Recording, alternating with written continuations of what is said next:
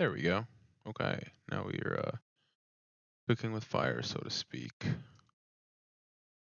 Excellent. Okay, that's one. Go. There we go. And let's do this.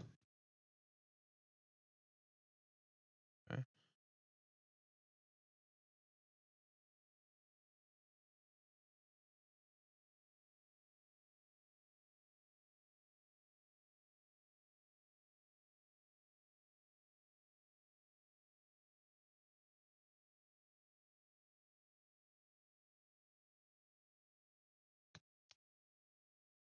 Oh, cool. Let's see. Don't have a lot of viewers, which is fine.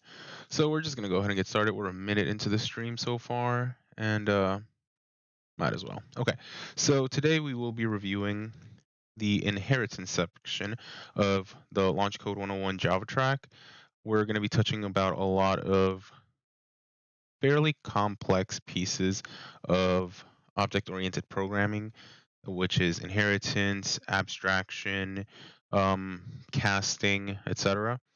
So this should be a fun ride, and let's just take it from the top. So we're going to start with the section 1, which is inheritance in object-oriented programming. It's the second of the 4 pillars of object-oriented programming. And the definition is a mechanism within object-oriented programming that allows one class to be based on another class, thus receiving its properties and behaviors. So I kind of like to think of it as a parent and a child. The child will inherit certain things from the parent, such as eye color, hair color, receding hairline, whatever it is. So just keep that in mind with your variables and certain behaviors or methods as well. Some people get their temper, some people get how they act, etc. That's inheritance, in my opinion, in a nutshell. It's also sometimes referred to as subtyping, so keep that in mind. Let's continue. Oh, we have someone in the chat. What is up, Alex? All right, cool stuff. So we're going to go ahead and go on into the next section, which is inheritance in Java. So this is where things get a little different. So we want to examine the relationship between a cat and a house cat. House cat is a class or a child that inherits from cat or the parent. When defined, house cat receives the data and behaviors of cat. Kind of like how a house cat is a cat, but also a leopard is a cat.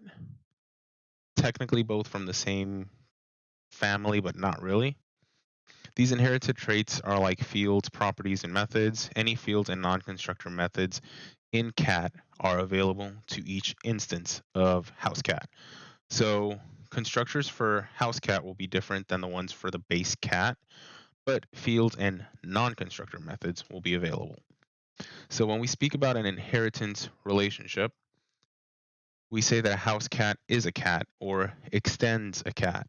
Keep that keyword in mind, extends, because it's actually a crucial piece of what we're talking about here, but we'll go ahead and continue.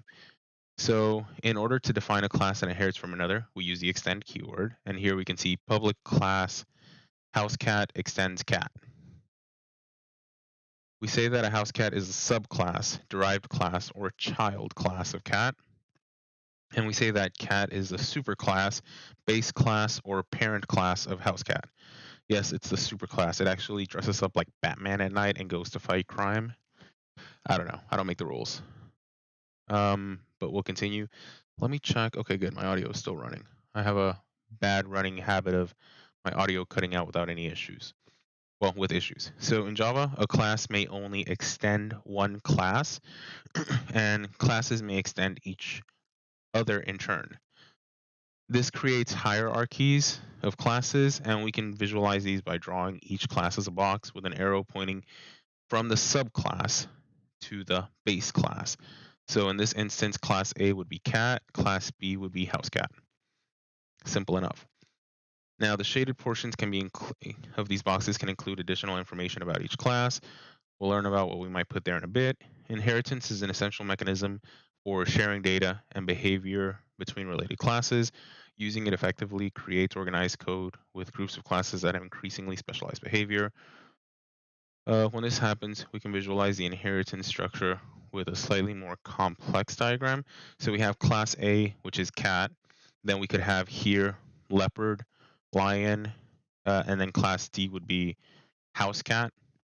And then the tabby cat could be a subset of house cat, which is a subset of cat.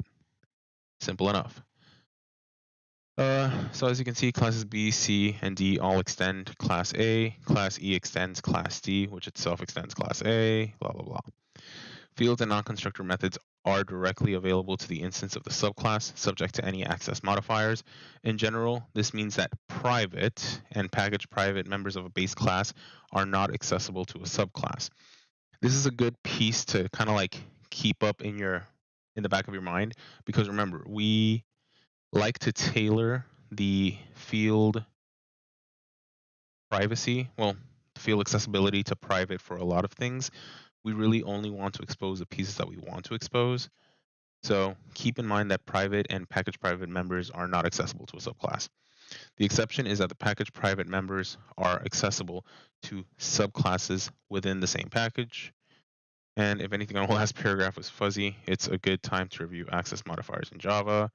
So just remember, private means that it's only accessible in that class, and package private members are accessible to subclasses within the same package.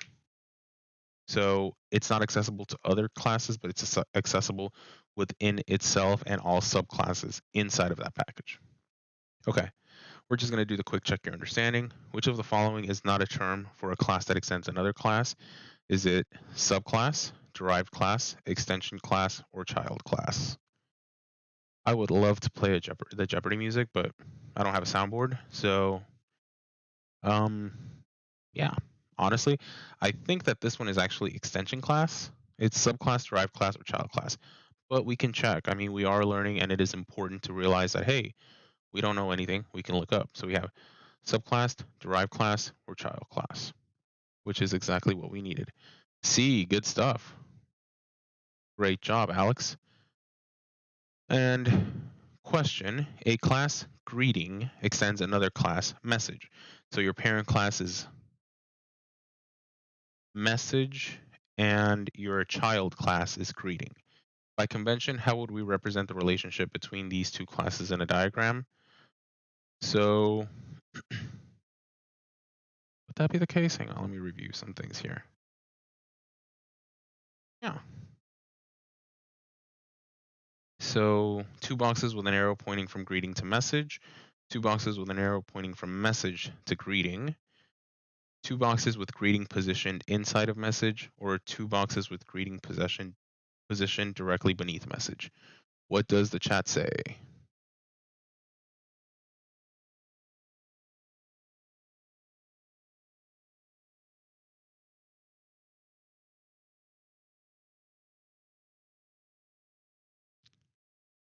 There's a weird delay, but I can't do anything. I get like 50 megs per second. I'm trying to work with AT&T on it.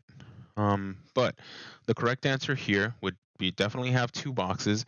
And remember, our parent class is message because that's what greeting is extending. So A would be message and B would be greeting, as we've seen up here.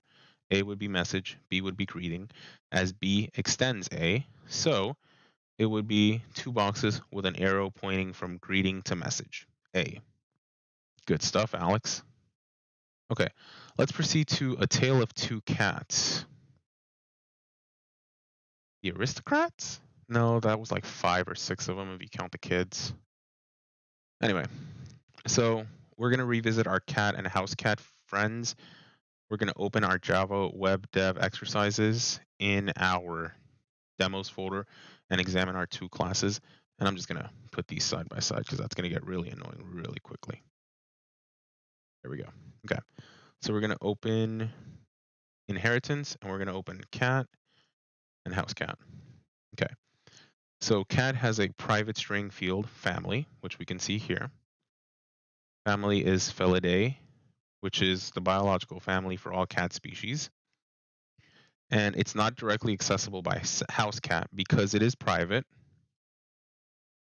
However, it may be read via the public getter, get family. So this might be a little confusing. Why can we not access family directly, but we can access it via get family? So essentially what's going on here is since get family, which is right, where is it? There it is, right here, is public. That means that it is actually exposed to house cat. Now, private fields are not accessible to house cat directly, but they are accessible inside of the class. Get family is inside of the class of cat. So theoretically, public string get family can still call upon this private string and return it. Please excuse that. Okay. And here's the public getter. There is no setter for family. However, it may only be set within cat, which makes sense. So a subclass should not be able to change the biological family of a cat, since this field should rarely, if ever, change. If there's ever a huge change on cat species classification, please let me know and I will alert the presses. But until then, we'll continue as is. So methods of the base class cat can be called on instances of the subclass house cat as if they were defined as part of the house cat. So we can try this out in our inheritance folder, create a main class. Within that class, write an instance of house cat and some of the method it inherits from cats. So let's see. We're just going to do it out here in exercises. New Java class, inheritance tests. No, don't add to get. And we're just going to go ahead and do a house cat. So house cat Garfield. And see here, it's already giving me issues. Why? It's asking me if I want to import it. We're just going to do Alt and Enter. And that's concerning. Oh. Alt, Enter. There we go. So it had to import that information. So housecat Garfield equals new housecat. And we're going to pass in two variables. Garfield, comma, 12. Which is... No, I don't like that. I think Garfield was probably over 25 pounds. We're just going to put 25. Everyone in the stream agree with that? I hope so. Okay. And now we're going to do Garfield dot eat. And it's giving me issues. Cannot resolve symbol eat. Oh, yeah, because I didn't do this.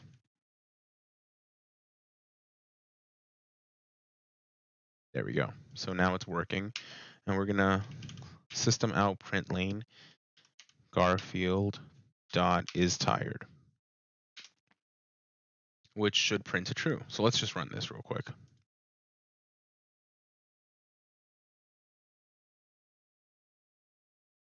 Oh yeah, I was messing with this. Let's just do that.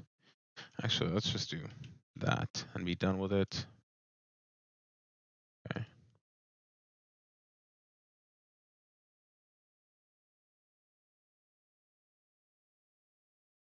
I love it when stuff like this happens. Yeah, I was trying to get some stuff ready for a demo. I love it when this happens. All right, let's try running this again.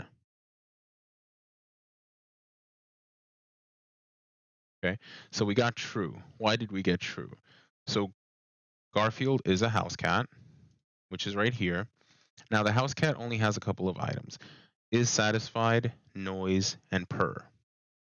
So the house cat is a child here. But the house cat also inherited sleep, eat, and noise from its parent class of cat. Here we called eat and is tired. So if we look at cat, we see that eat, when it's not hungry, it makes a cat sleepy, and then it just removes the hunger condition. Then it went into is tired, which is not in there. Not in there. Is tired, which is return tired. And here, even though the private Boolean tired is false, we can still access it because we're calling the public Boolean. Make sense so far? And if any of you are getting lost, please let me know. I'm more than happy to review this stuff a bit again.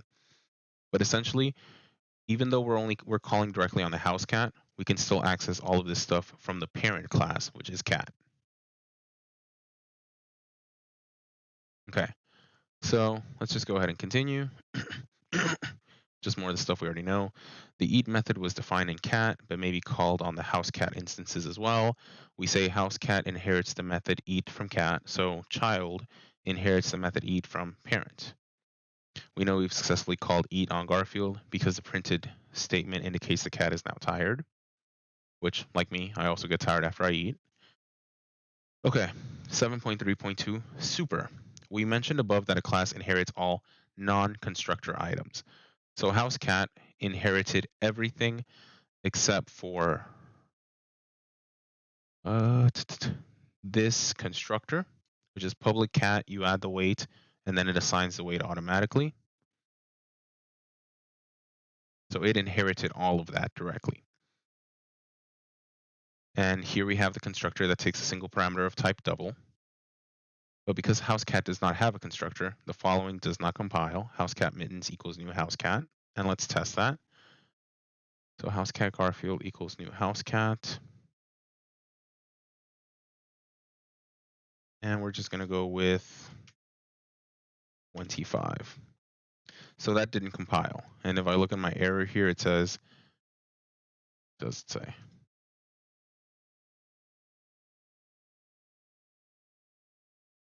Yeah, the constructor just doesn't exist. It's like, hey, no, the only constructor you have in housecat is you have to pass a name and a weight. Simple enough. Let's continue. So now we have to actually use the constructor that we included in housecats because we couldn't necessarily just say, hey, inherit that old constructor. We had to create a new one. We assign the name and we assign the weight. Now here we have the super keyword that allows the subclass to access the constructor from the base class. This is called the base class. This call to the base class constructor must be the first line of the subclass constructor. In the case of housecat, the subclass constructor extends the original constructor by setting an additional property name. Okay, so what super does, besides giving our cat spider powers, is it actually says, hey, I know that this is a child class, but we actually have to go to the parent and set the weight the same way we did here. That's all that super does. And then the name is actually specifically designed for right here. So if a base class constructor takes no argument, then the no argument constructor is implicitly called for you in the subclass. And no argument nor constructor is just the name of that implies a constructor that takes no arguments. So we can add this constructor in cat, which we will. Public cat weight equals 13. Okay. And now when we do in the house cat, we can define another constructor, which just takes a name variable.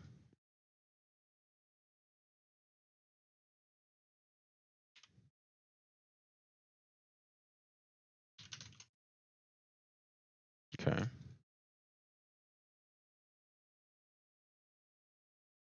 Name equals name.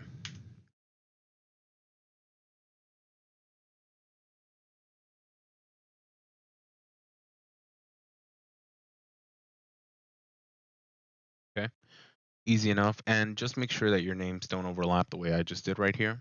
We'll go from there. So we've already done these two steps. Although we don't explicitly specify that we want to call a constructor from cat, the no argument constructor will be called. We can now initialize a new house cat with only a name property, and the cat no argument constructor will still be applied. Back in main, we can confirm that the base class constructor has been called. So we're going to go in here. We're going to just call in house cat Garfield, and that is a string. We're going to do Garfield dot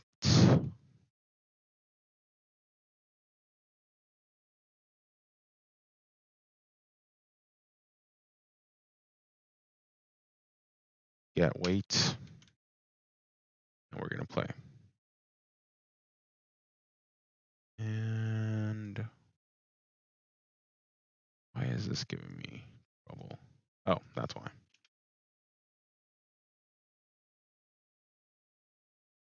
Okay, now let's try running this.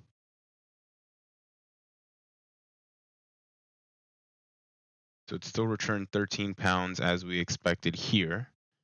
Because we had a no argument constructor here for cat, and we had another for house cat to just pass the name, it still assigned the name. Like if I go in here and type in this, and just do Garfield dot get name, is that actually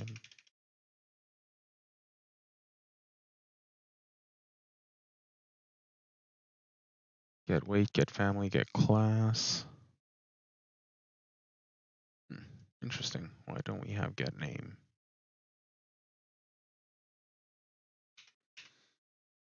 Public string get name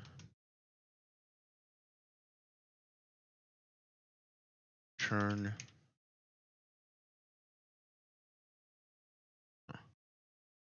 Okay, fair enough. Right, the parent class doesn't have a name. Okay, love that.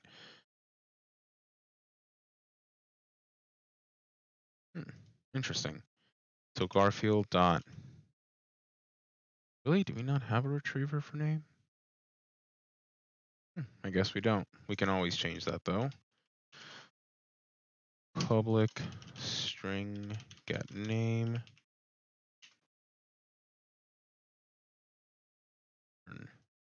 name. And now we're just going to go in here, Garfield dot get name.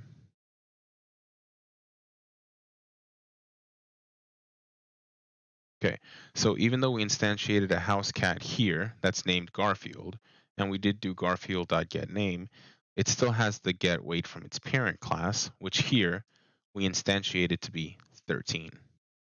So that's why even though we didn't specify a weight, it still inherited the static weight from its parent class, which is 13 pounds. That is a fat cat. Okay. We'll continue. So as a consequence of this constructor syntax, we can easily expose any constructor from the base class by providing a subclass constructor with the same signature and a body that only calls the base class constructor. So yeah, we could theoretically just do that. Public house cat super a weight, and that would just call directly into this. This constructor is a bad one, and it is included merely to introduce syntax and usage. We would not want to have a constructor for house cat that didn't initialize an essential field such as name. And that's a good thing to have because some cats don't have names. Some cats name you, like dinner, fast food. And I don't think I want to meet one of those cats personally. Okay, we have override. And this is sometimes done when extending a class, and we want to modify behavior that is already specified by the base class. So we have cat here, and they already have sleep, right?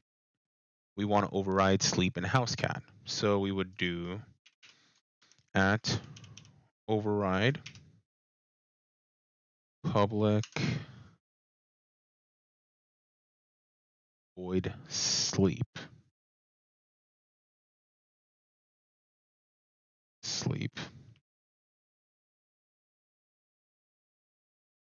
I think I can sound in here.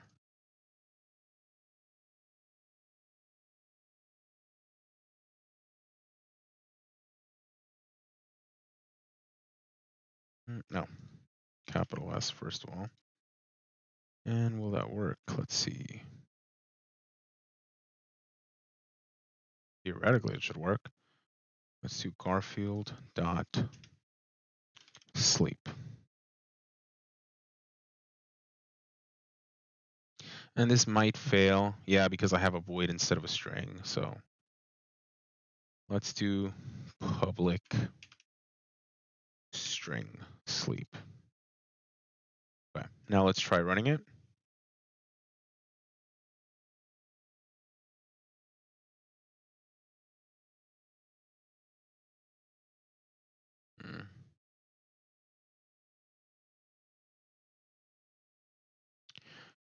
Oh, fine. We'll override. I guess we will override noise because we're boring like that.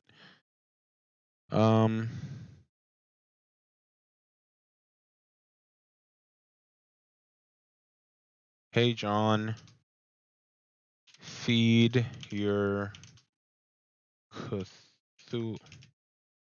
Cthulhu-esque overlord pizza. Okay. So now, one thing that we might notice is, hey, if a cat makes noise, it just returns meow. And let's just confirm this by commenting that out. No Cthulhu overlord for now.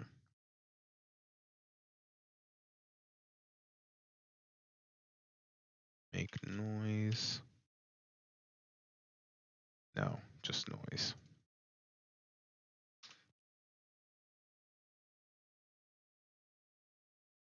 And I just love it when this happens. Okay, so if we run this right now, it's actually inheriting noise directly from cat, so it's just returning meow. What override does, which is what the book kind of explains to you, is that you do a method override, which is when you replace the implementation of an inherited method by a completely new method implementation. So we had noise, which we've already seen returns meow. And in cat, we see that it returns meow. In house cat, it just returns a fairly polite English gentleman who tells you his name. Hello, my name is plus the name. But that's kind of boring. So we're going to go ahead and return our Cthulhu-esque madness comment, which is, hey, John, feed your Cthulhu-esque overlord pizza. And, oh, wrong place. And lasagna. Because we stand a Cthulhu Garfield. Yep, and it still worked. So if we have a house cat object that calls a noise method, we'll be using the method defined in house cat, which it did. Let's see. Oh, and here they just declare two different pieces to do it, which we can do. Cat. Of course, we have to import this, don't we? I think it's Alt Enter. Yep, there we go. So cat Cheshire equals new cat. And we're just going to do, oh, actually, that is a no argument constructor, but we do have argument constructor, which is like what? I think double A weight, 30 pounds. Now we did system out, print lane. Cheshire dot make noise. Oh, noise.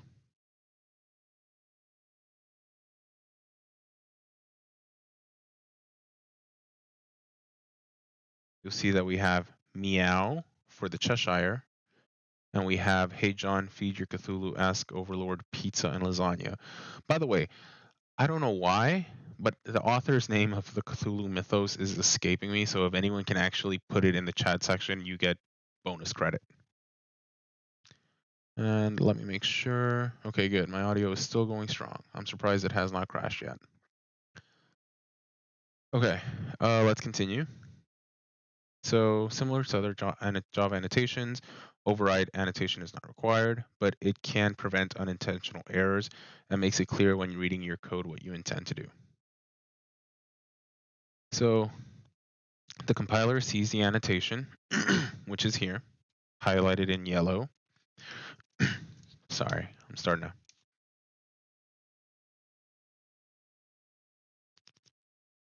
have some difficulties there. We're back up and running now. And let's just go ahead and continue.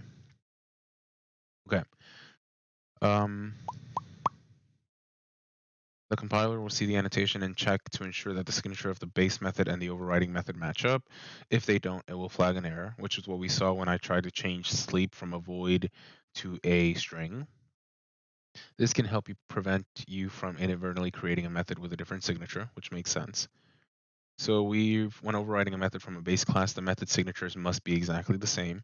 Recall that the signature of a method is a method name, the access level, along with its return type and the number of input parameters. Easy enough.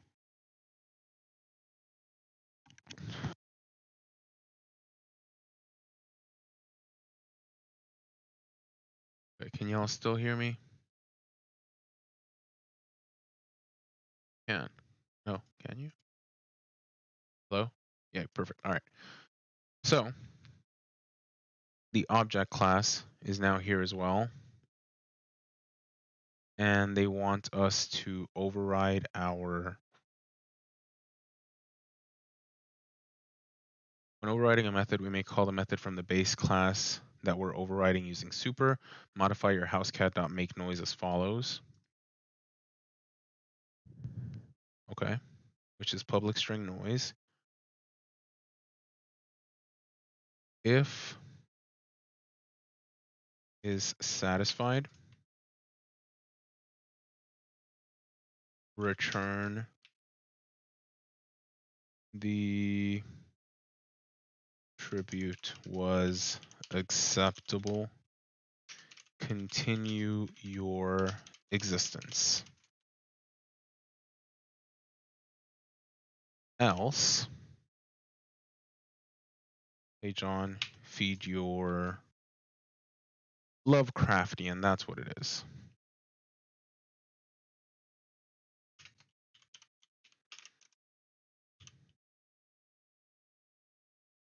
Okay, so now what this will do is this will check to see if the is satisfied parameters from cat are met, which is, where is satisfied? No. Is it in housecat? It is in housecat. So if it's not hungry and it's not tired, then it will return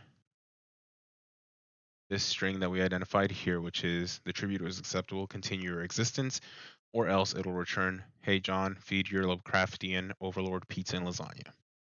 Easy enough. And then we have purr, where he returns I'm a house cat.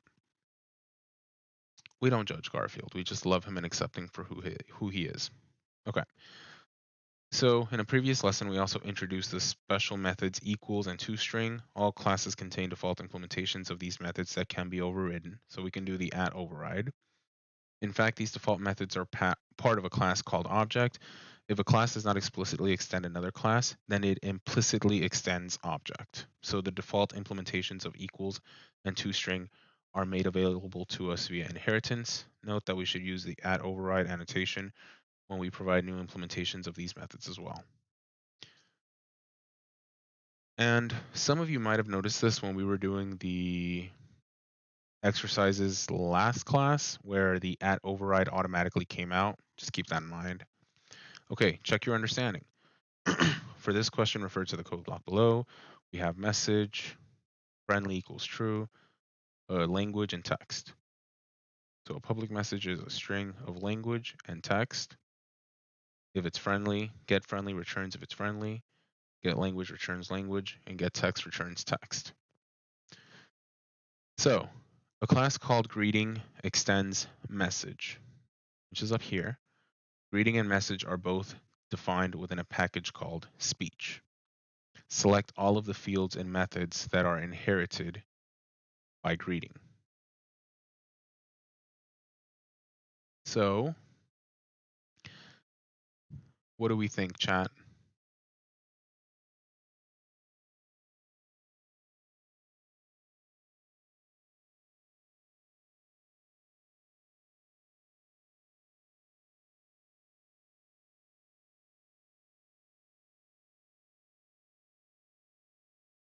E, F, and G, which is get friendly, get language, and get text. Okay.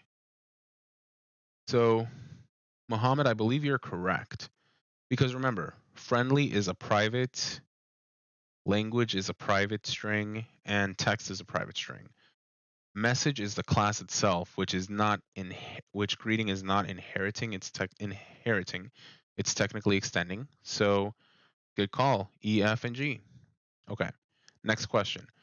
For this question, we refer to message, which is the exact same thing. The only difference is now we have a constructor. I thought we had that up there. Yeah, we did. So exact same block. A class called greeting extends message. What would a constructor be for greeting?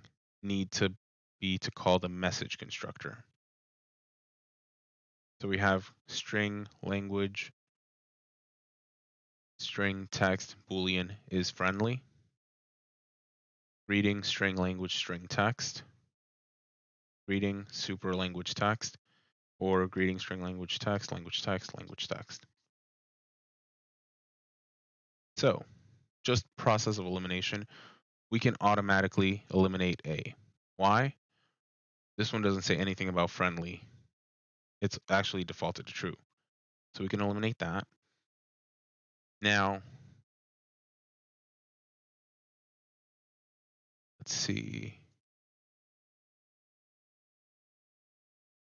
We can eliminate C because even though it's technically using the super to call a language and text, it's not passing the language and the text. So we can't instantiate something with nothing in it. And we can eliminate D because it's not using the super word. So the correct answer is B. Yeah, you got it in one, Mohammed. Good job. Okay. Now we're going to get into some cool/weird stuff, which is abstraction. Abstraction is cool, but it can actually be a very complicated concept to get into. So just keep that in mind as we go through it. So we do have abstract classes, which is inheritance is a way to share behavior among classes. Sometimes we create a base class, which is our parent, as a way to share behaviors among related class. However, in some situations, it's not necessarily desirable for instances of the base class to be created. So why would we not necessarily want to create a base class? There's a couple of reasons, but think of it this way. Let's say that we had an animal class and we had a cat class. We wouldn't necessarily want to create a version of animal because it's not specific enough. Like we know an animal, but which animal? We could have cats, we could have alligators, we could have dogs, we could have kangaroos, we could have the Loch Ness monster, whatever. But it wouldn't necessarily be very helpful to just create like this catch all animal that we can't identify. We just want to have all animals have specific traits. Like all of them would have a color. All of them would have I don't know, a habitat, etc. And here we have an example. We have house cat and tiger. Upon writing the code, we realized that there was some common data and behaviors. For example, they both make noise, they both come from the same biological family, and get hungry. So in order to reduce the code repetition, we can combine the cat by doing public class cat, public class house cat extends cat, and public class tiger extends cat. So we might not want objects of the type of cat to be created, since such a cat couldn't actually exist. A real cat would have a specific genus and species, like we just discussed. We could prevent objects of type from being created, while still enabling sharing of behavior among its classes by making cat an abstract class. So we would change this signature to public abstract class cat. So public abstract class cat. Now, one cool thing to note here is if we go back to inheritance test, you'll see that now we have an error here. And if we hover over it, it's saying, hey, make cat not abstract. We're actually getting an error because we cannot create an instance of a cat class. Once we comment that out, however, it goes away. So we're fine. Okay. So IntelliJ did have my back with a handy error message that an abstract class cannot be instantiated. In order to use the behavior of an abstract class, we have to extend it. Fair enough. And we actually have some errors here as well. That's weird. We'll see why in a minute, though. Let's see. So let's see. Hang on, I have a couple of notes here. Okay. We'll just go ahead and continue to abstract methods. We do have another tool that we can use here, which is an abstract method. An abstract method is a method in an abstract class. So now, technically speaking, sleep, eat, noise, all of these are now abstract methods. And also, all methods have to be marked as abstract. So we would have to change public string noise to public abstract string noise. In our abstract cat class, it would make sense to make an abstract noise method since all of the types of cats make noise. By creating this abstract method, we force any class that extends cat to provide its own implementation of that behavior. And one thing to note here, we're getting an error. Why? Because abstract classes are really there to just provide a framework, like saying, hey, if you're going to create something from this abstract method, it needs to be able to sleep, to eat, and to make noise. But it doesn't actually provide any body. It should be blank. So now that this is gone, and we actually need to remove these as well, you'll see that that works without any issue. Now, house cat and tiger, which both extend cat, have to provide their own version of noise with the exact same method signature. So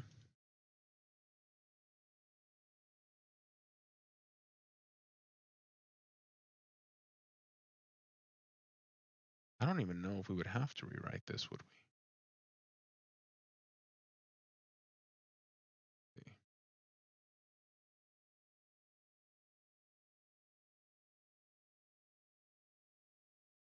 Yeah, so we didn't have to rewrite it because even though we made the method abstract here, it was actually already being done over here. Theoretically, I think we should be able to just undo override. And this should still work, but let's check it. Yeah, so now we don't have to override the record because now it knows, hey,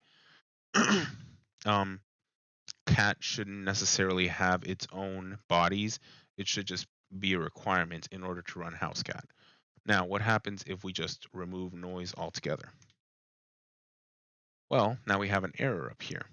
And if we scroll up and we hover, we'll see, hey, class houseCat must either be declared abstract or implement the abstract method noise. So when we created it as an abstract method in the other class, we made it a requirement for whatever extended that to have that method in here as well. Okay, let's check our understanding. A class derived from an abstract class must implement all of the abstract methods it inherits. True or false? I'll leave that up to you, chat. Let's go ahead and hear some answers.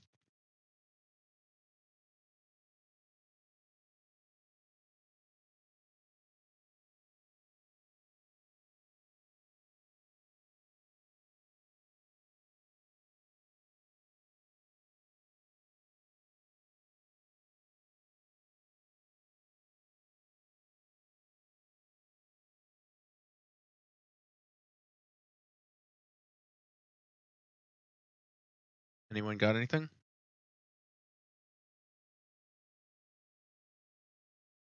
Correct, Mohammed. The answer is true. Remember, as soon as we removed noise, it gave us an error saying, hey, you have to have this abstract method.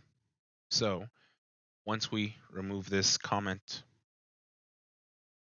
that error went away. Good stuff. Okay. When might a programmer want to make a class abstract?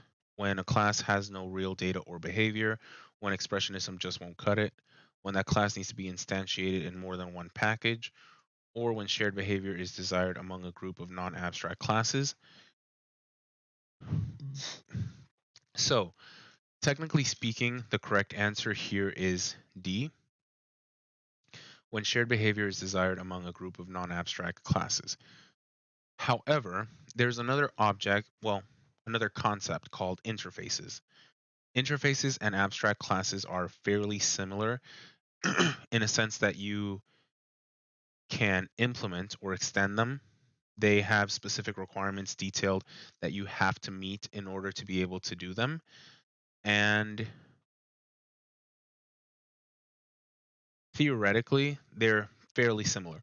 There are a couple of differences, however. Number one, interfaces don't need to be explicitly called as abstract. Why?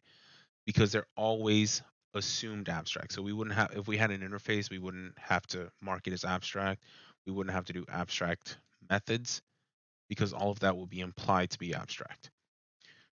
One other difference is that you can implement as many interfaces as you can desire, as you want, all of them if you want, but you can only extend one class.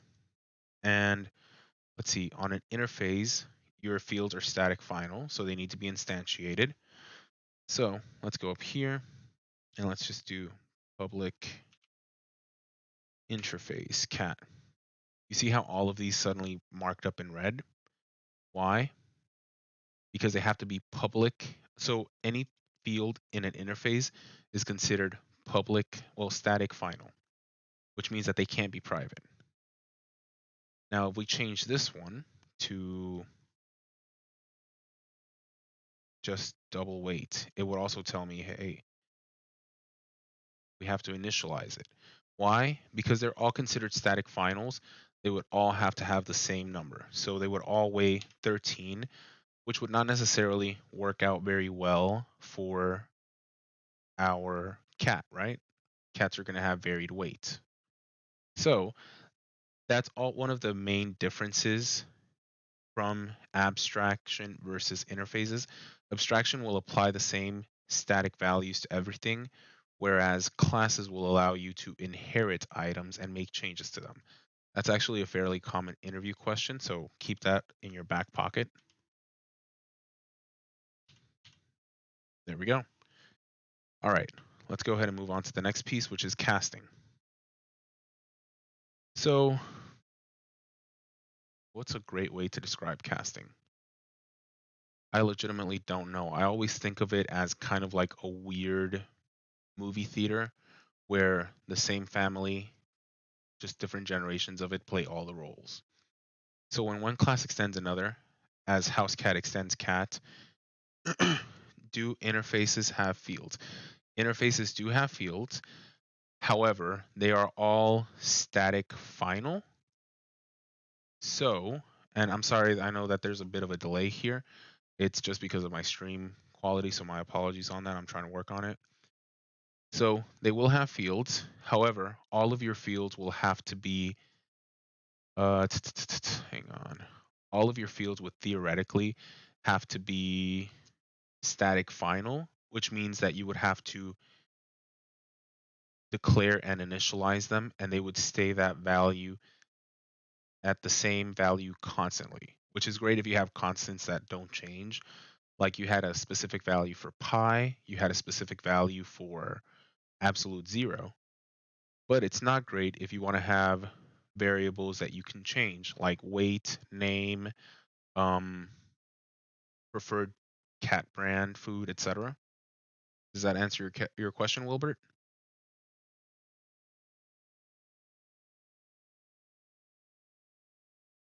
So they would have to be constants. Essentially, yes, they would be the same throughout all implementations of the interfaces.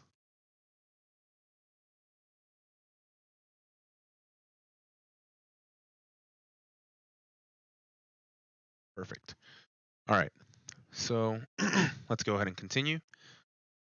So we've actually done some casting before in our previous assignment, which was, I believe, our testing when we were doing some car testing. We did some casting here. Or was it in the car?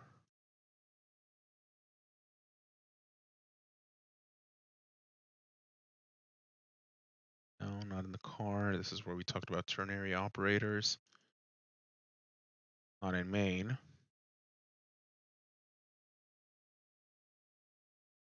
I swear we've done some casting before, but let's just continue. So cat Suki equals new house cat Suki. So just to kind of give you some background, there are two types of casting. Technically more, but just the two that we're talking about. There is upcasting and downcasting. When we were overriding the equals, yes, good call out, Wilbert. That was when we were doing some casting. Man, you have a great memory. I'm jealous.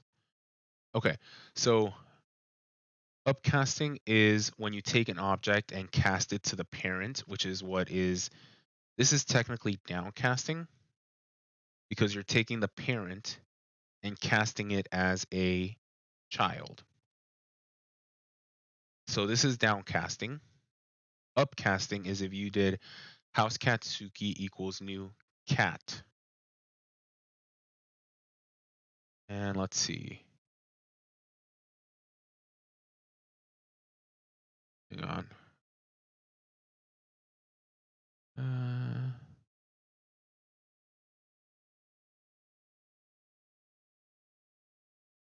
Oh, hang on. Let's see. Let's check actually. I'm curious now.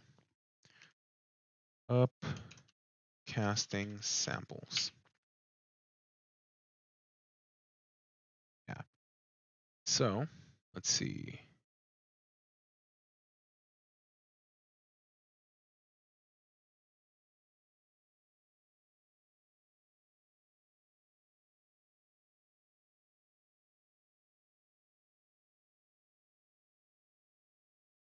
Truly hate this. Oh, but ask me to log in. Okay, so the concept of upcasting and a fish class which extends the animal class. Fish extends animal, override void nature. So we have a fish class up here. Well, we have an animal class and then we have a fish class. So animal A is a new fish. This is the parent P equals a new child. So yeah, I guess that would be upcasting. Let's see.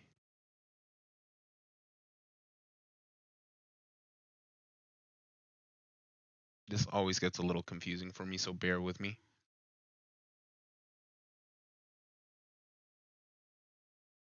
Example, let there be an animal class. There can be many different classes of animal. One such class is fish. So let's assume that the fish class extends animal class.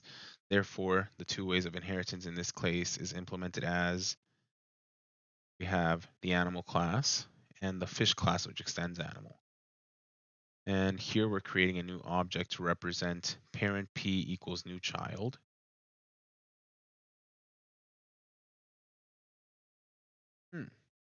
So This is upcasting, where you declare, and that's actually what we did up here as well, cat Suki equals new house cat Suki 8. So this is technically upcasting, I believe. This is acceptable because a house cat is a cat. Furthermore, when we call methods on such an object, the compiler is smart enough to determine which method it calls. For example, when following the call to noise, it will call the version defined in house cat. So let's try it. So cat Suki equals new house cat and Suki, comma 8.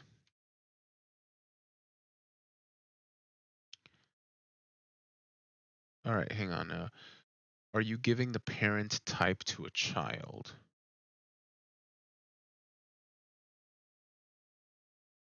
So this is where upcasting versus downcasting can get a little weird, and I acknowledge this. So upcasting is when you cast a child as a parent, versus downcasting is when you cast a parent as a child. And let's see, the parent class is here, the child class is here. So upcasting would be parent P equals new child. And then downcasting would be child C equals child P. So what's going on here is you have the parent class on one side and then the child class being declared as a new child. This is upcasting. Then downcasting is when you have a child C and you have these parens next to the P, which was up here declared as a parent. Does that kind of explain it, Wilbert?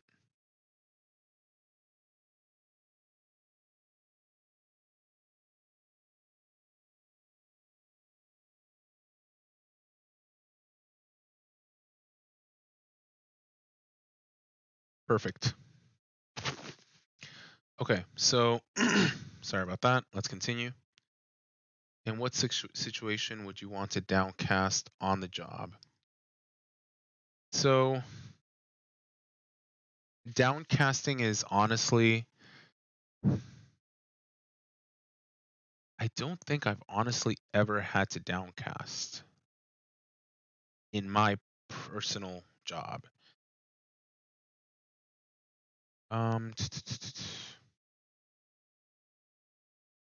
You know what? Let's Google it.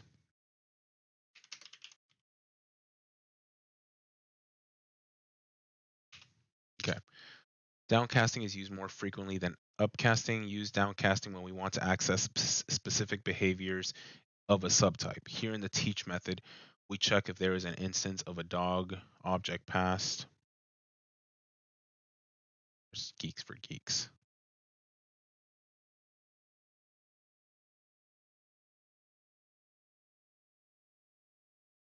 Oh, goody, we're back. So upcasting would give us flexibility to access parent class members, but it's not possible to access all of the child members using this feature. Instead of all members, we access some specified. Would it be when a child has a method that you want to use in a parent? I think it's the other way. I think it's when the parent has a method that a child would want to use. Or does that make sense? Let's check.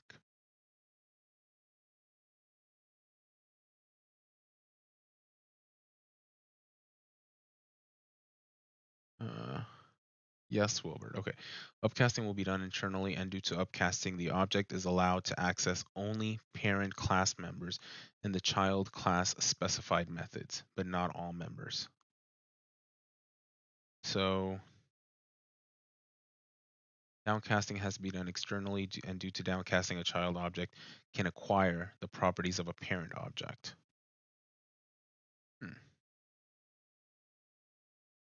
So why do we downcast in Java?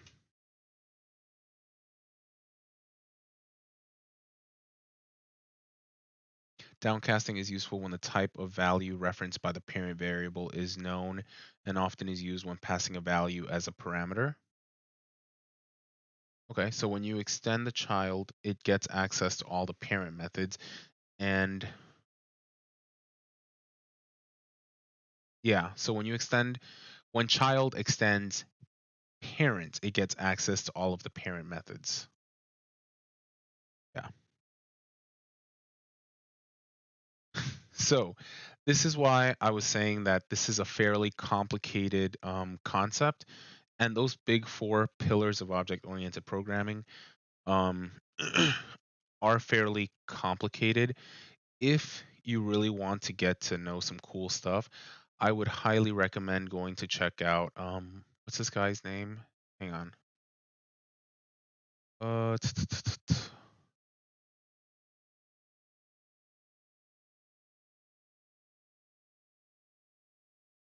Coding with John on YouTube. Great guy, great content. He explains everything extremely well. I'm kind of giving you a crash course, which is what launch code is supposed to do. It's just kind of touch and go for a second. So I will take that on as a to do. Hang on. But if the child can have a method that the parent would not have access to, was there more to that one? I'm curious.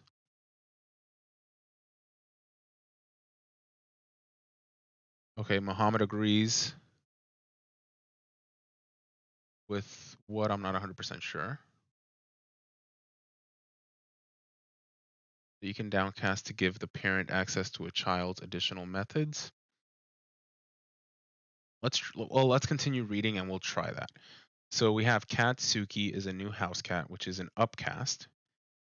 So a house cat is a cat. Furthermore, when we call methods on such an object, the compiler is smart enough to determine which method it should call.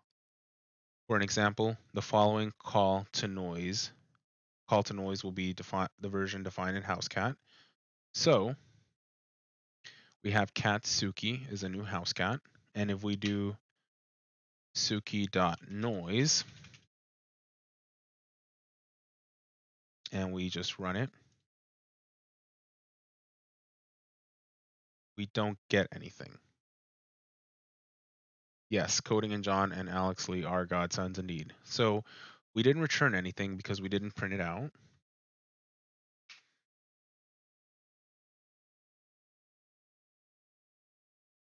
Okay, let's try running it now.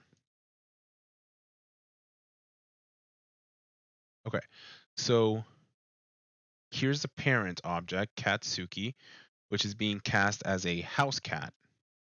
And we have the constructor for house cat, which is name and weight. And if we look, we actually accessed the noise method for our house cat. So here, this is a way for a cat named Suki to still be able to access all of the house cats, which is the string noise and the constructor. So that's one. So this works.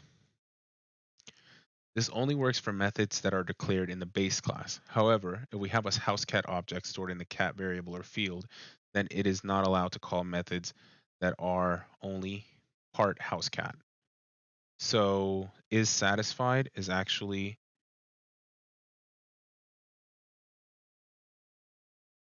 is satisfied.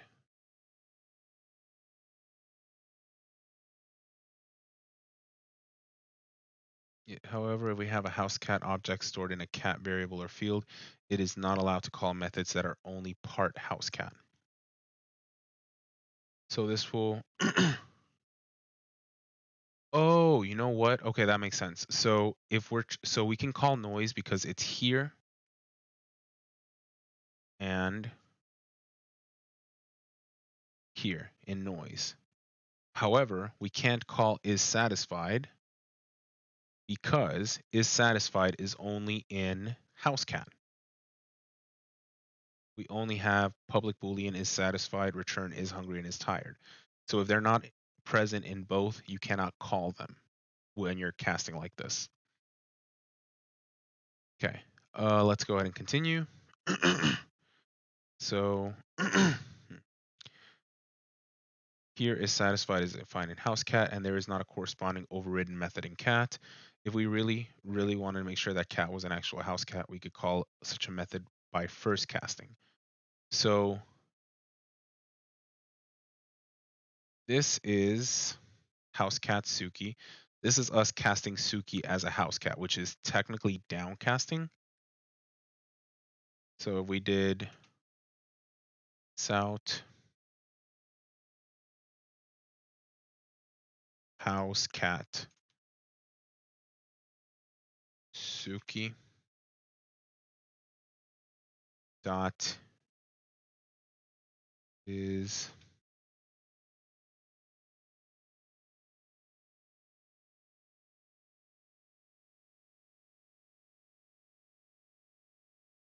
satisfied, then we can do this. Now what we're doing here is we're saying, hey, Suki is now definitely a house cat, and we're getting the pieces that we needed from house cat. Then what is the difference between that and just using super? What is that specifically there?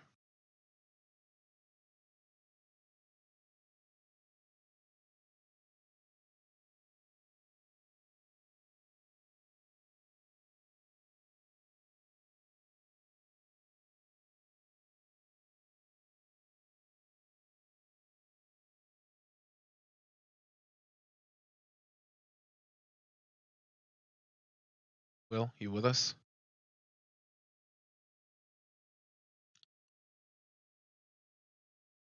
He might be typing. The danger here is that if Suki is in fact not a house cat, which was declared only as a cat after all, then we experience a runtime error. Okay.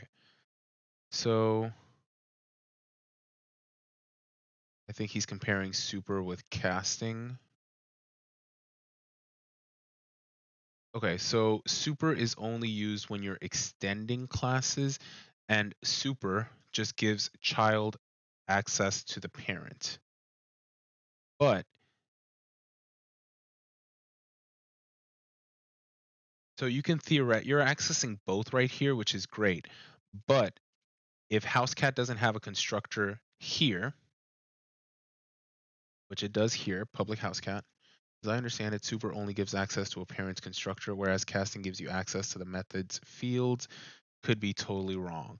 So you are correct. And even super gives you access to the original constructor, but it also lets you expand on it. So super just gives you more flexibility to go, hey, we have our base class of cat or animal, which has a weight. But we also have, for this specific animal, we have can swim. For this specific animal, we have can fly, which is what super would give you access to that inherent weight. But when you do casting, it would give you access to the methods. So if you had a method that said free bird begins playing in background, then you could theoretically have a method there that frees all the birds, which can be accessed via casting, but could theoretically not necessarily be accessed via super. Oh, just in case the class does not have a constructor. In case the class doesn't have a constructor or the constructor needs more fleshing out. Is everyone on board so far?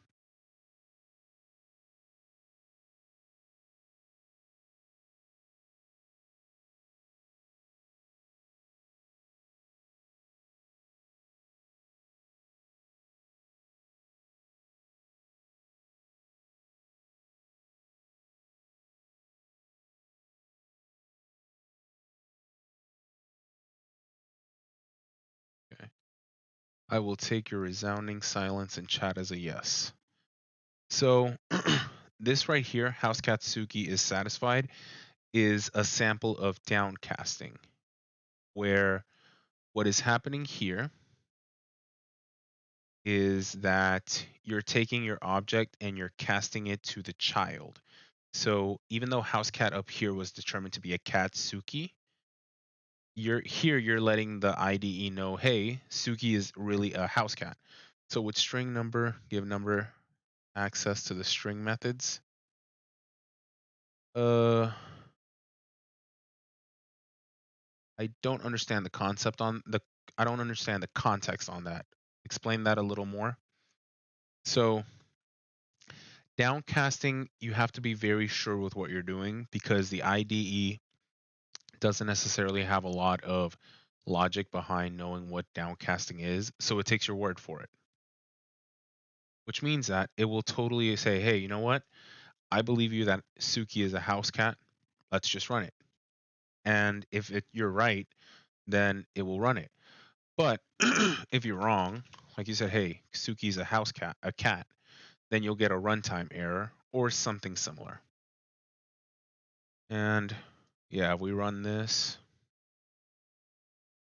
we get a runtime error saying, hey, this is an issue here where we cannot find this. A runtime exception is an error that occurs upon running the program and is not found by the compiler beforehand. These are dangerous situations that could be avoided. So you cast an object as another type when you're very sure it's safe to do so. So storing a number of one type house cat in a variable or field of another compatible type cat is an example of polymorphism. Polymorphism is another one of those 4 pillars that we're going to get very comfortable with very soon. Just keep that one on your back pocket. Yeah. And that's a future lesson in and of itself. So let's proceed with our, and Wilbur, that's fine. Take your time. I will see the example to the end first. Okay. So public message, we have a friendly string text. We have a constructor. We have get friendly, get language, and get text. And we have greeting, which extends message, which is a private Boolean waiving.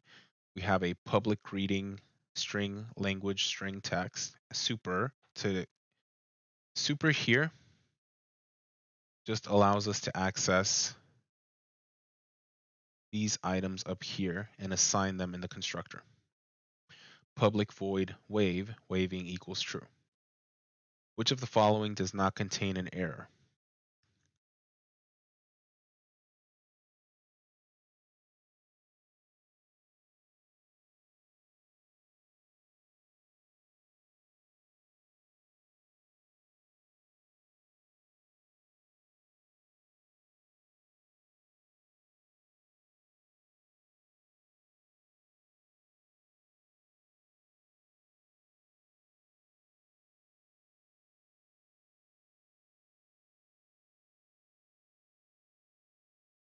Okay, Muhammad says A. And yes, you're right.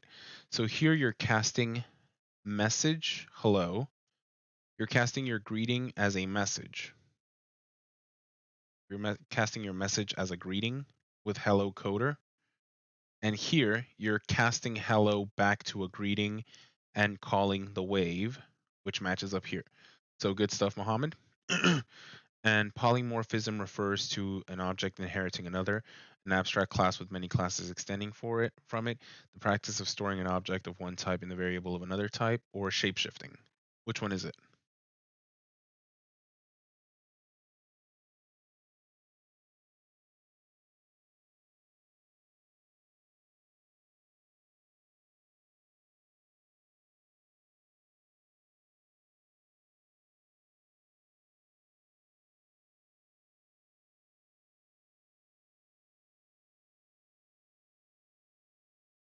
Anyone?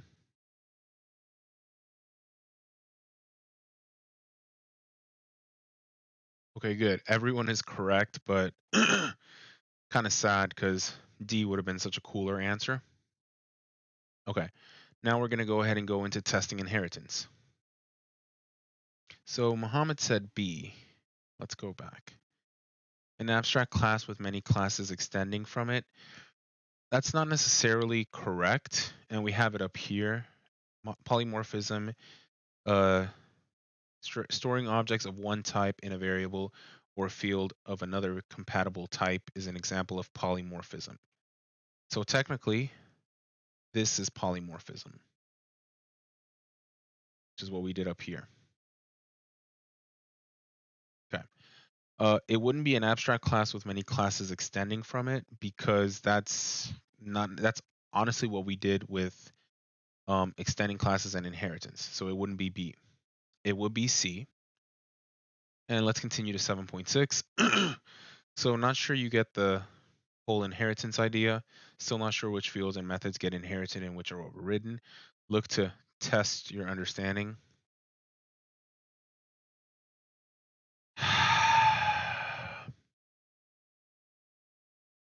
don't know. Puns are only satisfying if I come up with them. Anyway, knowing what we know about unit testing and inheritance, we can test that our subclasses extend their base. We can add a test folder to our inheritance package and write some code to ensure that housecat inherits what we expect it to. Really, Alex? Really? You know what? Alex now has homework. He has to come up with 3 puns for testing by tomorrow's class.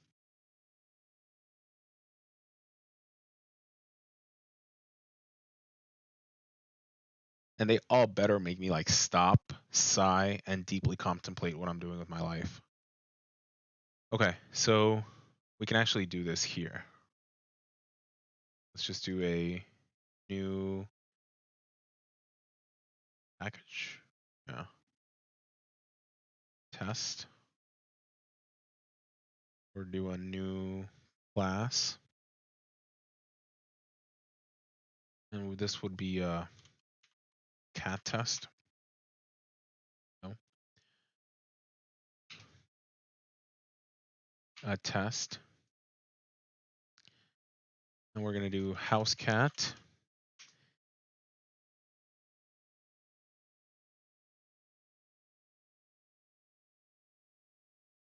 House cat lolcat is equal to a new house cat. Oh, that's why. Yeah, you got me. Yeah, you got me. Just remember, I got your grade too. Okay, so new house cat. And we're going to call lolcat, comma, 35 pounds. We only mess with fat cats around here. Now we're going to assert equals. And what are we assert equaling?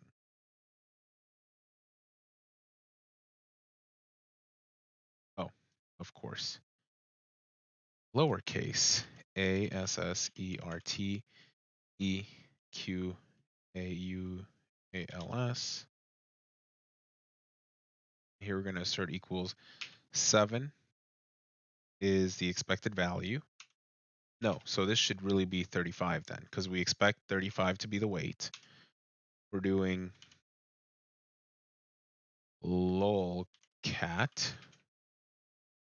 dot get weight.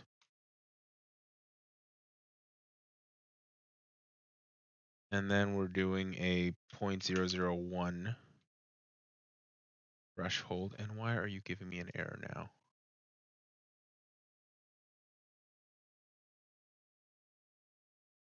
Really? No, that should still have get weight. Get weight, return weight. Interesting. Interesting.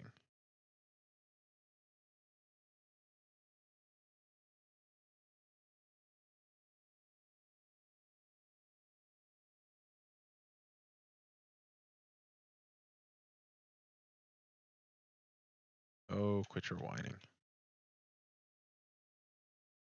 Let's see. 35 comma lolcat. Why do you not like this? Assert equals. Why is it doing that?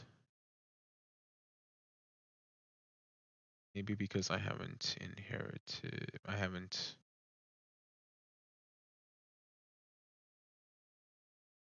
It's going to copy these import statements and paste them up there. There we go. Now we're going to do assert equals and of course, because this should be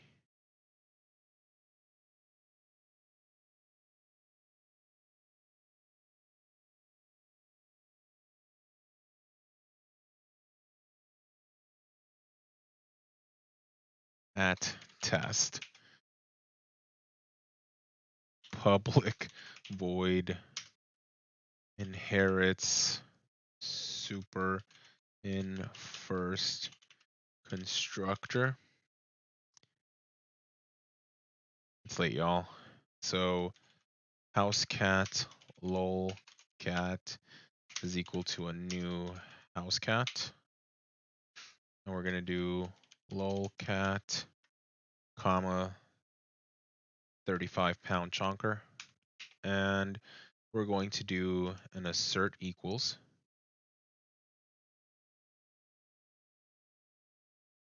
Assert equals, and of course we're having an error because we probably need to import this.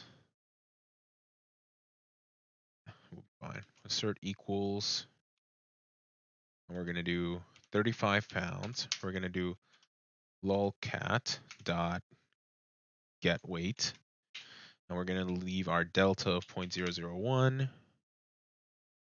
And where are you giving me? Of course. Yep, nope, wrong one.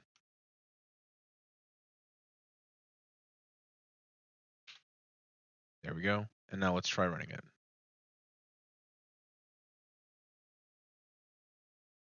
And yep, we passed. Okay, so here we're testing that our house cat constructors will call the cat constructor and appropriately assign the house cat object's weight.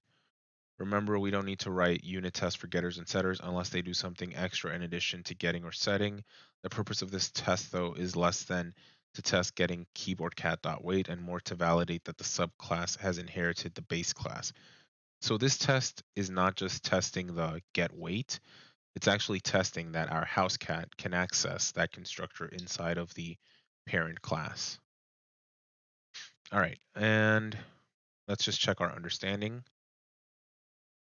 Fill in the blank to test the default constructor, that the default constructor of cat is called when the second constructor on house cat is used. Public house cat string a name, name equals name, add test, public void inherits default cat in second constructor. House cat keyboard cat is equal to new house cat keyboard cat. Insert assertion method here. So what would we assert here? Chat.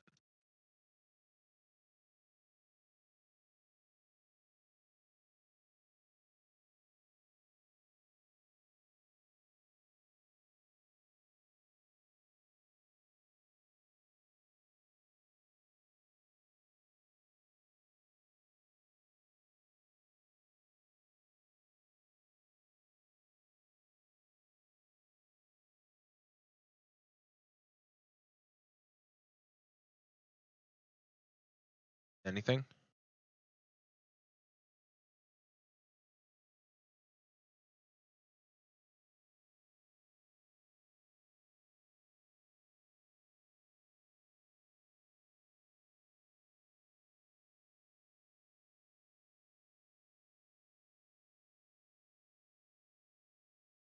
So let's just go ahead and step through this. The second, can we do process of elimination? We certainly can, Mohammed. So let's just look at it this way.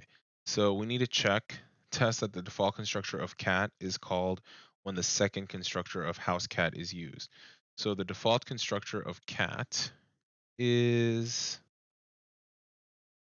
public cat weight equals 13. That's the default. And the second house cat constructor is public house cat string name. Name equals a name. Here we're just testing, hey, public void inherits default cat in second constructor. House cat keyboard cat equals new house cat keyboard cat. And we need to insert our assertion here. So our public constructor, based off of the work that we've done, is that the weight is defaulted to 13. Here, we're just doing name equals a name.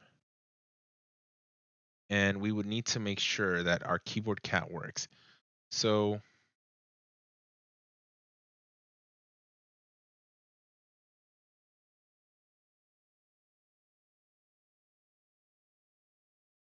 let's just try it. Why not? And do we have that second house cat constructor? Yeah, we do. Okay. So let's just copy this in here. We're going to paste this into our house cat test. Okay. And my assumption here is that we would need to assert equals that the weight is 13. Just because, remember, on our cat, our default constructor is weight equals 13. It might honestly be 13.0. So let's test this. And let's just, why? Oh, right, that's why. Okay.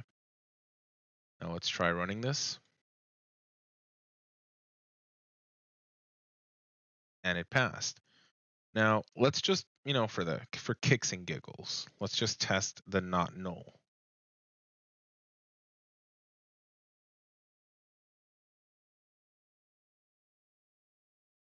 Yes, just import it. Okay, and let's run this. So theoretically, this also works. This wouldn't work because remember, since our weight is a double, we need that delta to be there. And keyboard cat.getWeight.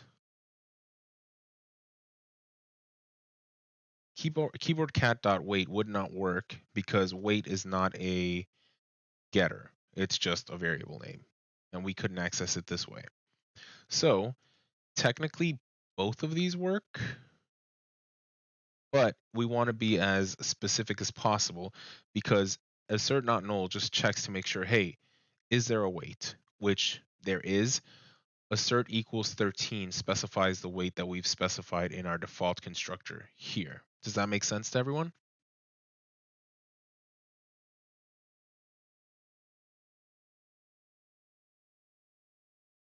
Speak now or forever hold your peace.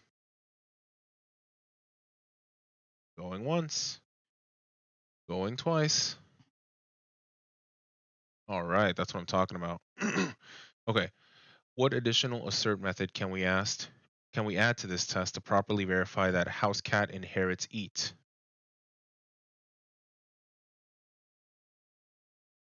So we have house cat keyboard cat equals new house cat. We have assert false keyboard cat is hungry and keyboard cat is tired. So here we're saying that keyboard cat is hungry, keyboard cat is not hungry, and keyboard cat is not tired. All right, Wilbert, what's your question? Talk to me. And keyboard cat dot eat. So let's look at our cat test. And our dot eat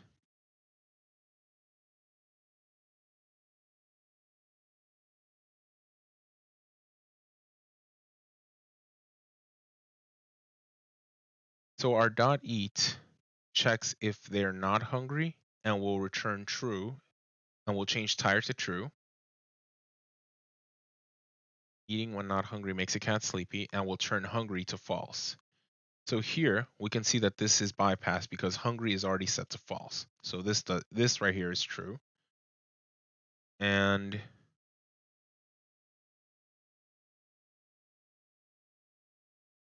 yeah. Wouldn't you need super to get weight equals 13 from the cat constructor?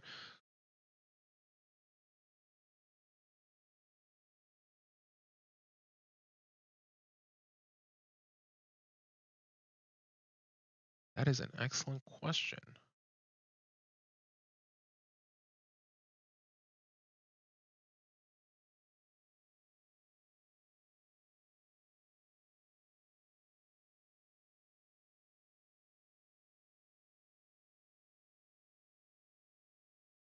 No, you're fine. Don't ever apologize for bringing something to my attention. Here's the thing.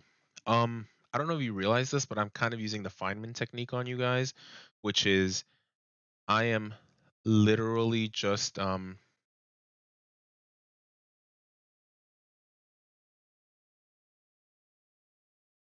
it is extended. Good point. So I'm learning as much as you all are. So that is a great point. Here we're just doing the second house constructor. And let's just try that. So let's just do this. We'll remove this and just do the Suki. And we're going to do Suki dot get weight.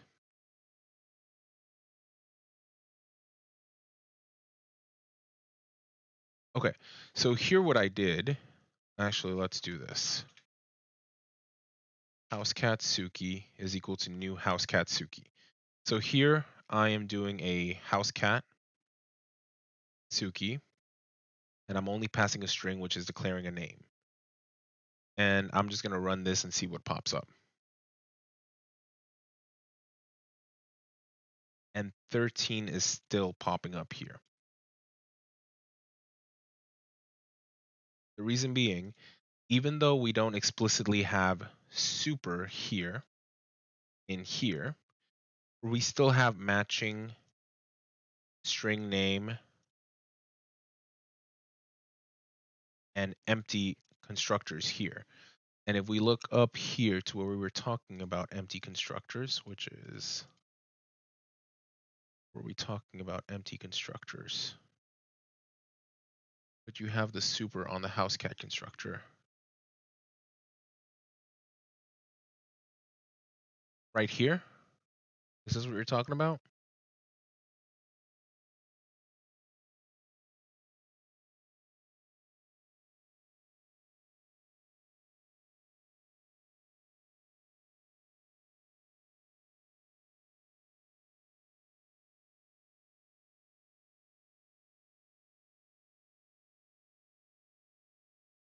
Okay. So we do have super here for weight. However, this should only kick in if we're passing a name and a weight already there. So let's just comment this out and see what happens.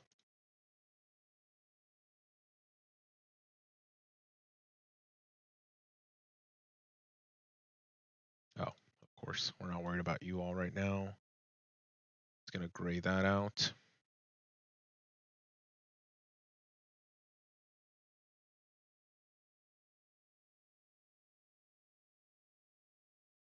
So even though we don't have super, we're still getting that 13 pounds. And let's just change something to 15 right here, just to make sure it's not a cached response or something.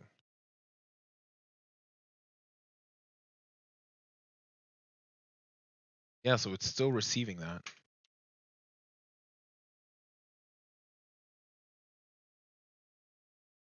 And there was something in here we just discussed about super.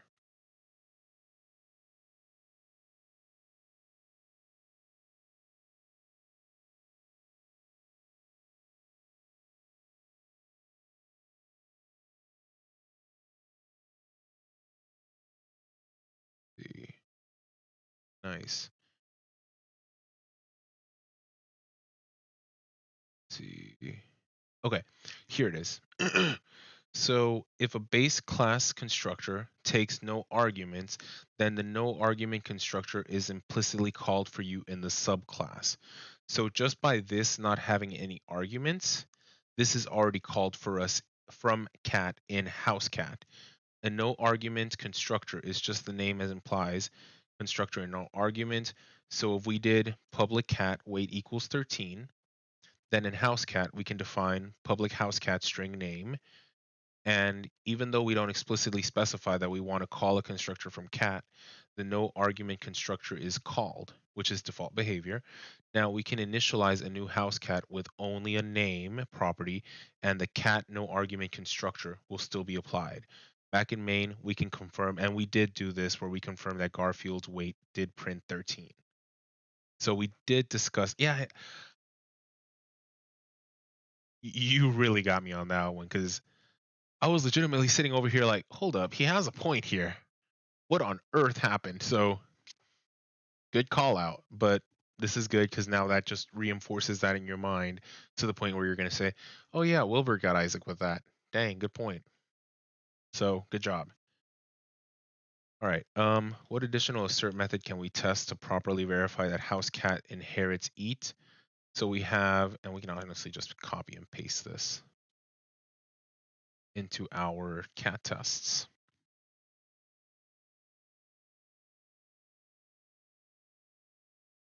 And let's just undo this.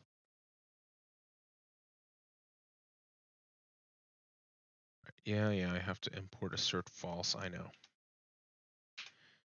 Okay.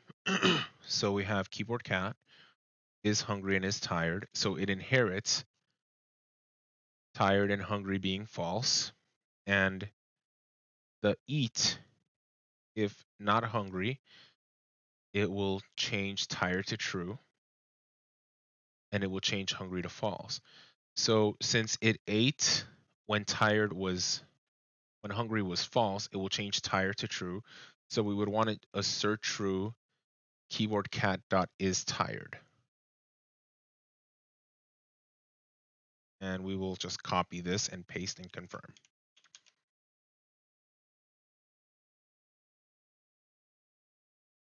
And let's just run.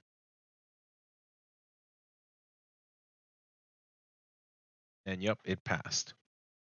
So this is why it's so important for you to review existing code as you write test cases for that existing code, just because small little nuances like that can trip you up. All right, and now we're just going to go into some class diagrams. So we've mentioned before a few times the importance of designing your classes before starting to write code. It's important to think about fields, properties, and methods, as well as the relationships. Doing so will not only result in better code, but will also mean that you're less likely to have to rewrite your code. Class diagrams are informal tools for sketching out design. They're often discussed in the context of the unified modeling language, but most programmers use them much less formally. Here's a couple of accepted conventions when drawing class diagrams. They're not, like you have to stick to the book. They're not like carved in stone. It's just a couple of guidelines to help things go by smoother for you. There's no compiler to yell at you for not drawing a class diagram properly. We encourage you to use them as planning and communication tools. We use whichever of the conventions we choose. They can be created within IDEs with specialized software, but we'll just draw them by hand. So here's a sample where we have the class name student, we have the fields, name and student ID, and we have the methods, get name, get student ID, set student ID. And I don't know if any of you have realized this, but this kind of looks like it was written on a bar napkin. Like it's literally this informal. It's just a way for you to start thinking, what do I need for this class? For fields, we can specify additional useful information such as access level and data type. For methods, we can use similarly specify access level, return type, and input parameter types. We'll often use plus as a shorthand for public and minus as a shorthand for private. If we want to indicate that some methods or fields are omitted, we use ellipses, the ... Okay. Diagramming class relationships. What's even more useful than just diagramming a single class is diagramming the relationships between the classes within our program. Suppose we're designing a program to track the students and the classes that they've taken. We might think of three classes: student, individual student, transcript, a student's transcript, and course record, an individual course that a student has completed, along with the grade achieved. So one student would have a transcript, and it would be one transcript per student. But one transcript would have many course records. Make sense? Okay. Since in this situation we're only concerned with their relationships, we've omitted the fields and methods of these classes. The lines between each are different and convey different information. A plain solid line between two classes indicates a one-to-one relationship. For each student, there is one transcript, and a transcript can only be owned by one student. A line with an open diamond at the end indicates a one-to-many relationship. Each transcript can have many course records. Another type of relationship we've encountered is the is a relationship of inheritance. This can be expressed via a class diagram using an arrow directed from subclass to base class. So house cat is a cat, tiger is a cat. There are many more ways to express relationships in a class diagram, and you'll even see slight variations in usage of lines and decorators used to specify the type of relationship. For most purposes, your main concern should be visually communicating information about your program design. To that end, if you're going to share your diagram with somebody else, it's always helpful to use a key to indicate the specific meaning for each symbol. And they have some short relevant videos there, but we're not going to get into it. All right, so with a pen and paper, you write a class diagram that depicts the relationship between class rocket that extends spacecraft and has a launch pad and several engine objects, including some fields and methods. True or false, you drew a class diagram by hand. I'll leave that as homework. And true or false, when making a class diagrams, the main idea is to get the design rules just right so you won't need to update your classes in the future.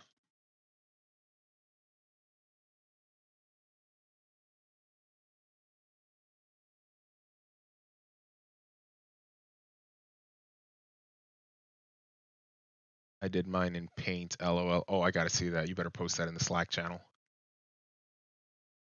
Okay, when making class diagrams, the main idea is to get the design rules just right.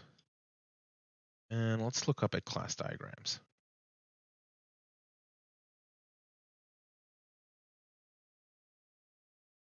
False. Let's see.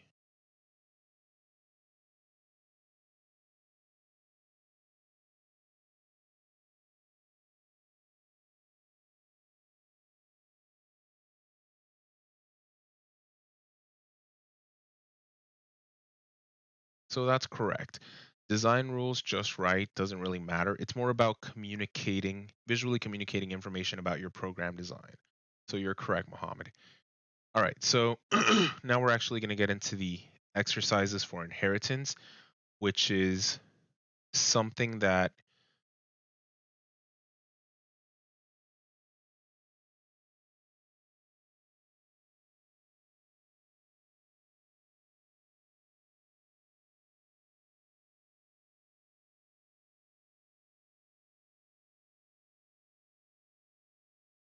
okay. This is something that I will actually leave you all to try tonight, and I will post a video about it tomorrow morning. But for now, that will actually adjourn our class. Do we have any comments, questions, or concerns before we call it an evening? Because it's already 11:10 most of your time.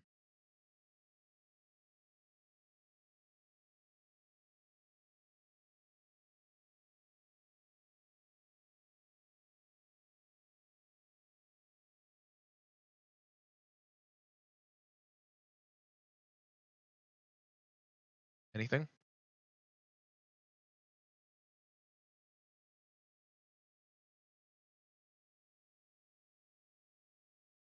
Yeah, same here, Alex. Trust me. All right, everyone. Uh, we are going to go ahead and call it an evening, but thank you everyone who showed up. I really appreciate it, and I know I probably rattled on a lot about a lot of things that maybe weren't necessarily needed, but I appreciate everyone sticking out and working through this, and trust me, it will pay off when these concepts become much more easy for you to use. That being said, I'm going to call it. So have a great evening, stay safe, and I'll get that video published as soon as possible tomorrow morning. Have a good evening, stay safe.